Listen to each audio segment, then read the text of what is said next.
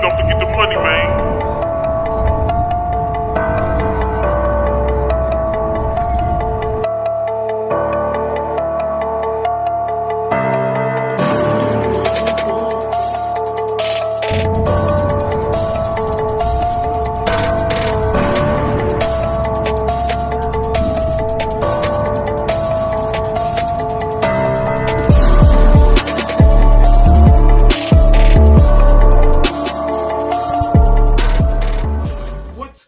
Matt Clark here at the new Matt Clark. How are each and every one of you doing on this amazing Saturday? I'm doing great. My girl's doing great. My family's doing great. I hope each and every one of you are doing great through these crazy yet Christmas times. If you could please hit that like button, that subscribe button, and that bell notification button so you get all my videos when they're new. If you could share with somebody on social media, help spread the message, help spread the word, that would be amazing.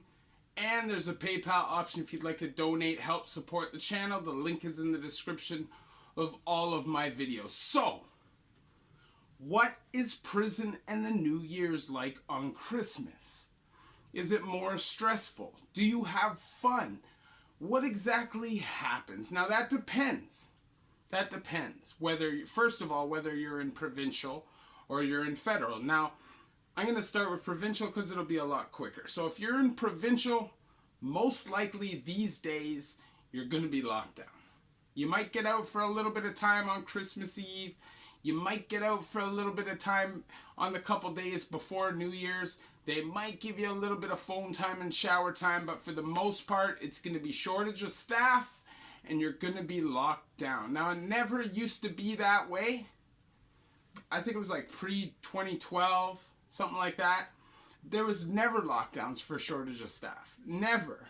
But something happened over the years. Suddenly they stopped hiring. Suddenly there was a shortage. And during the holidays, they all take time off.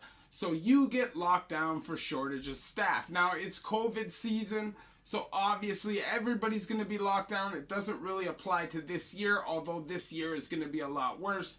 You'll be locked down, locked down, locked down, locked down. And you might get a 20-minute phone call and shower every 2 days. You'll get your canteen. You'll be peeping through a window trying to watch a movie or something. Really, really stretching, trying to listen to some music. It's going to be rough, you know. They might bust the hatch during the day so you can sit by the door and hear a little better and holler at the man. But the reality is, right now especially, if you're in provincial during the holiday season, is whack.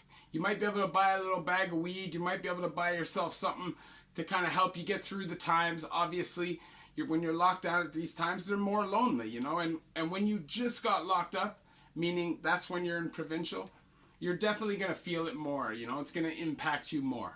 Now, federal is a different story. Now, obviously, we know the federal system is locked down because of COVID, specifically Joyceville. I don't know what the lockdowns are like everywhere else. I haven't really heard anything about it. And it's kind of hard to find out information about the Canadian penitentiary system. They're pretty about it. So, when I was doing pen time, people would try to get into the Christmas spirit. You know, people would, make special meals. They'd bake stuff. Some dudes would even try and decorate their cells. You know, guys are stashing. You know, all year long, guys are stashing. So if guys get molly, if guys get blow, if guys get junk, if guys get any of that stuff, they're going to try and put a little bit away for Christmas and New Year's. Because, you know, the reality is when you've been locked up for a long time, when you're doing pen time, if you're not, getting trailers, because a lot of time, if you are getting PFV visits and you've been getting them for a long time, and you have some seniority in that, you could have a visit over the holidays, which is an extended PFV, can be up to 5 days, and those are blessed. Those make your time a lot easier. But for the guys that are caught back on the block, things aren't always as good. They try to cook a turkey dinner. It's always a failed, sad attempt. Sliced, thin turkey, minimal everything else that goes with it. And if you're in provincial, it'll be turkey loaf. Now, they will hook you up with some good desserts in provincial, you'll get the butter tarts, the honey buns, and like the specialty things. I remember one time they even gave us mincemeat tarts, which I hate. I can't stand mincemeat. I think it's disgusting. I don't even really know what it is. I don't understand why people would like it. It's like Marmite. Like, I just don't get it. But hey, you know, to each their own. But basically what I'm saying is, you'll get a sad attempt at a Christmas dinner with some dessert or white bag that you haven't gotten normally through the year. So like I said, you'll get a butter tart or like an apple turnover, something that they don't normally give out.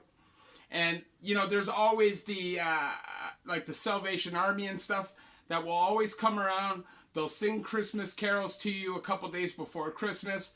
They'll give you a big bag, you know, it'll have toothpaste, it'll have some candy in it, it'll have some chocolate in it, it'll have like, you know, some Sudoku or something like that in it. Try to pass some time for you. And there's always good people that come in and try to make the best for it. You know, the chaplain is always there on Christmas, sacrificing time with their own family to help the inmates. So I guess what I'm saying is they do their best to make the holidays at least somewhat Christmassy. And the convicts do their best to do that as well. Now, let's go to the dark side of this. People are sad. People are depressed. People are angry that they can't be with their family, so they're going to be touchy. So problems can arise with staff. People are not going to want to put up with any BS. So it's going to be very, very tense between the staff and the inmates a lot of the time, especially if a staff wants to come in and lock down early and create some BS tension for no reason. Then, a lot of people get visits canceled over the holidays. I know they don't usually do visits on the actual holiday, but a lot of time people will get visits canceled on the days leading up to the holiday or just after because they go off on the ion scanners. And what happens with that is they swab you just like in an airport. They run it through the ion scanner, and sometimes it goes off randomly. Like, I remember one dude, his grandma went off for LSD. She's like 80 years old, and they literally said no visit. Now, obviously, there are people trying to sneak drugs in. That'll always be the case, but you shouldn't punish somebody when it's obviously a mistake made by your machine, and that is something that CSC does on the regular. You have to end up fighting to get your visits back, and you see a lot of this over the holidays. Now, normally, there would be a Christmas social. It wouldn't normally be actually on Christmas, probably a couple weeks before, and I just think over the years, socials have gotten less and less and less and less. They stop letting certain inmates go. They stop, you know, there's just a lot of rules. They're really stringent on who can come in. And a lot of the time, they'll listen. And if they hear anything suspicious, they'll cancel your social. And if enough people aren't going, they'll cancel the whole social altogether. But if there is a social is when your family comes into the prison and they're actually able to come into the rec yard, eat dinner with you, hang out, walk the yard. Socials are the boom. You know, it's the best way to kind of socialize with your family if you're not in a PFE. And it's also the best way for drugs to come in. Now, like I said, we're looking at the dark side. Over Christmas, you'll have a lot of drinking.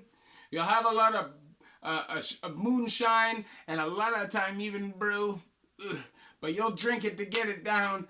And when you drink that stuff, aggression comes with it. Especially when people are stressed out, they get rambunctious, they want to cause trouble, and things can get wild. But most of the time, during the holidays, cool heads will prevail. But I'm telling you, most guys will just try to get something together for themselves because you can't rely on anybody. You know, you want to save some cigarettes. You want to save some weed. You maybe want to save a bag of shine that you got.